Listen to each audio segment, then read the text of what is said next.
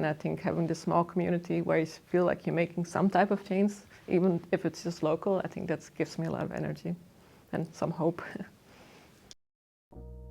Miranda is one of the 15 volunteers who are passionate about creating positive change within the fashion landscape. I myself, I'm quite new, I would say. I've been here for about half a year, but I've been following it since the beginning. I've been to the opening back in 2018 and then just kind of followed on Instagram.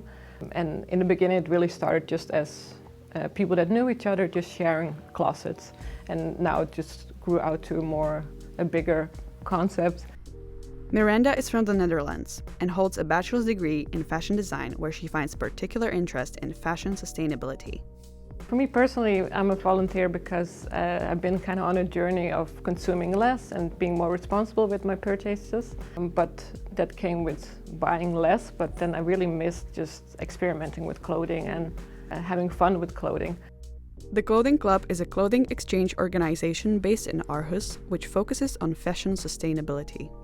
So the club started with just knowing the power of clothing and the magic of fashion, but also feeling conflicted about the clothing industry and how much polluting it is. To find a way to still have new items all the time, but also experimenting with clothes, but without contributing to the industry. The Clothing Club is completely volunteer-based. We are a non-profit association. The business is a subscription-based shared closet where customers can swap clothes. The majority of the displayed items come from donations or are created by the volunteers. Sometimes items break and of course we also always try to repair them. Sometimes they are beyond repair, so we bring them to the sewing lab here where they can be used again to be upcycled. We also bring them just because we don't see that they get rented a lot. There's also a free closet here where we just put items so we kind of get maybe some new stuff in again and some out again. But yeah, most of the things are repairable, so we try to do that. Yeah.